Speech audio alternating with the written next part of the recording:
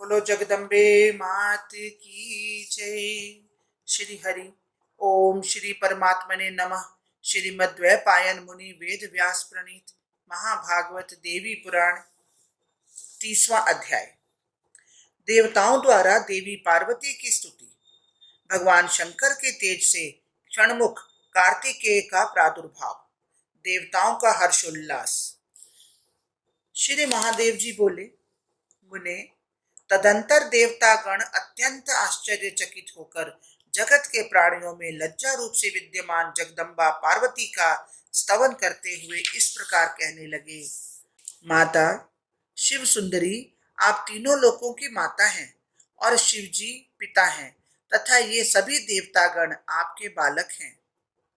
अपने को आपका शिशु मानने के कारण देवताओं की आपसे कोई भी भय नहीं है। देवी आपकी जय हो।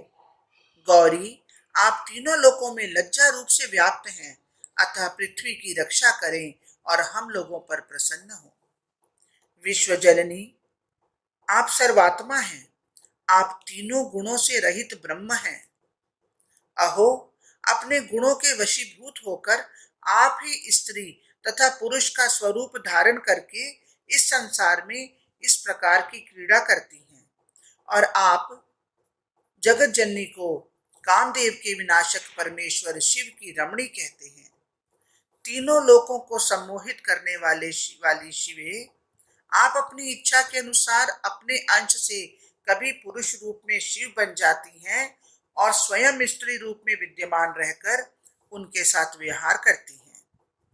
अंबिके, वे ही आप अपनी लीला से कभी पुरुष रूप में कृष्ण का रूप धारण कर लेती हैं और उनमें शिव की परिभावना कर स्वयं कृष्ण की पटरानी राधा बनकर उनके साथ रमण करती हैं। जगत की रक्षा करने वाली देवेश्वरी माता, प्रसन्न होइए। पृथ्वी की रक्षा के लिए अब इस लीला विलास से विरत हो जाइए।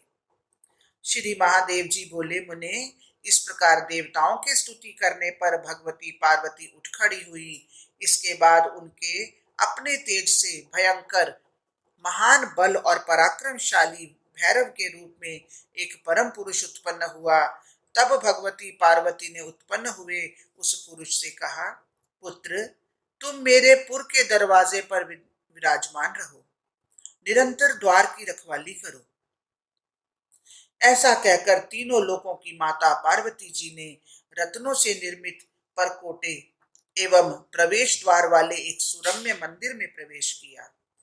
मुनि श्रेष्ठ, शंभु ने भी जगत और देवताओं के कल्याण के लिए अपने उत्तम तेज को छोड़ने का मन बनाया।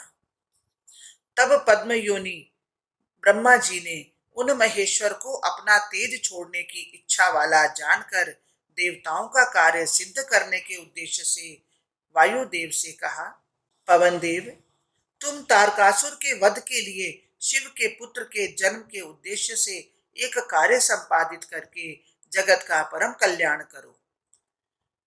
जब भगवान शिव पृथ्वी तल पर अपने रेत का त्याग करेंगे, तब तुम उसे वेग पूर्वक कमलिनी के गर्भ में पहुंचा देना। श्री महादेव जी बोले, मुनि श्रेष्ठ, उनका ब्रह्मा जी का वचन सुनकर वेगशालियों में श्रेष्ठ पवन देव तेज ध्वनि के साथ अत्यंत वेग पूर्वक प्रवाहित होने लगे। तदंतर भगवान शंभु ने रजताद्रि के समान अपने रेत को अग्नि के सिरे पर छोड़ दिया और वह अग्नि के लिए भी असहाय हो गया। तत्पश्चात उन अग्निदेव ने महान तेजस्वी उस तेजो राशि को देवाधिदेव शिव के शरकानन में सहसा छोड़ दिया। उसके आधे भाग को वायुदेव ने बलपूर्वक 6 भागों में विभक्त करके उसे अलग अलग 6 कृतिकाओं में स्थापित कर दिया। मुनि श्रेष्ठ, उन तेज ने उन कृतिकाओं के शोणित संसर्ग को प्राप्त किया और उसके बाद उनके गर्भाशयों में प्रवेश किया। जो रेत अग्नि में छोड़ा गया था वह स्वर्ण हो गया और जो शरकानन में पड़ा था वह आज भी दिखाई देता है। मुनि श्रेष्ठ, वायु के द्वारा ले जाकर कृतिकाओं में स्थापित किए गए रेत को जब वे धारण करने में समर्थ न हो सकी, तब मुनि श्रेष्ठ उन सब ने उस रेत का त्याग कर दिया। तब उन भयंकर चित्त वाली कृतिकाओं ने उस शोणित मिश्रित रेत को एकत्र करके काष्ठ कोश में रखकर गंगा जी में छोड़ दिया और उसे प्रजापति ने देखा। तदंतर प्रफुल्लित हृदय और प्रसन्न मन वाले पितामह ब्रह्मा जी उस काष्ठ कोश को लेकर पुनः अपने स्थान को चले गए। उस काष्ठ कोश के मध्य में 12 भुजाओं, 12 नेत्रों और 6 मुखों से युक्त एक परम पुरुष उत्पन्न हुआ। उस ऐश्वर्य संपन्न परम पुरुष का शरीर स्वर्ण के समान कांति युक्त था, मुख विकसित कमल के समान प्रफुल्लित था, शरीर की कांति उगते हुए चंद्रमा के तुल्य थी तथा आंखें नील कमल के समान थी। मुनि श्रेष्ठ, उस काष्ठ कोश के मध्य से पार्वती पुत्र देवी के उस महान ओजस्वी पुत्र की उत्पत्ति जानकर ब्रह्मा जी ने उसका भेदन किया और वहां उस पुत्र को देखा। इस प्रकार आश्विन मास की पूर्णिमा तिथि को ब्रह्मलोक में तारकासुर के शत्रु महाबली शिव पुत्र का जन्म हुआ। उस शिव पुत्र के उत्पन्न होने पर लोक पितामह ब्रह्मा ने परम प्रसन्न होकर महान उत्सव कराया। उस समय तारक नामक असुर के मस्तक से उसका उज्जवल मुकुट और कुंडल पृथ्वी तल पर गिर पड़ा और उसका शरीर कांप गया। महान बल और पराक्रम वाले पार्वती पुत्र के उत्पन्न होने पर सभी दिशाएं प्रकाश से भर गईं और देवता प्रसन्न मन वाले हो गए। ब्रह्मलोक में पार्वती के पुत्र को उत्पन्न हुआ जानकर भगवान नारायण ने वहां आकर आदर पूर्वक उसे देखा। इसी तरह इंद्र आदि अन्य प्रधान देवता तथा सभी ऋषिगण भी उमा पुत्र का जन्म सुनकर वहां आ गए। महामुने, तब प्रसन्नचित्त ब्रह्मा ने समस्त देवताओं के साथ मिलकर इस पार्वती पुत्र के नाम रखे। ब्रह्मा जी बोले, शिवजी का यह पुत्र कृतिकाओं के गर्भ से उत्पन्न होने के कारण तीनों लोकों में कार्तिकेय नाम से विख्यात होगा। चूंकि वे कृतिकाएं संख्या में 6 कही गई हैं, अतः संसार में इसका नाम क्षण मातुर होगा। उन कृतिकाओं से क्षरित रेत संग से इसकी उत्पत्ति हुई है, इसलिए इस लोक में स्कंद नाम से भी विख्यात होगा। युद्ध क्षेत्र में यह तारकासुर का संहार करेगा, इसलिए इस लोक में इसका नाम तारक वैरी होगा।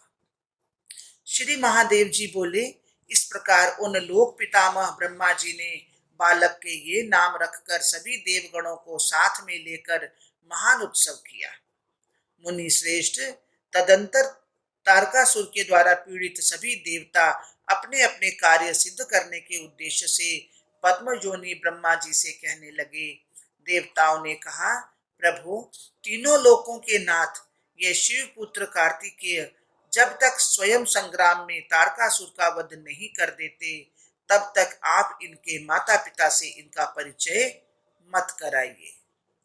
क्योंकि यदि पुत्र स्नेह के वशीभूत होकर भगवती पार्वती अथवा भगवान सदाशिव अपने पुत्र को रण में भेजना नहीं चाहेंगे, तब हम लोग क्या करेंगे?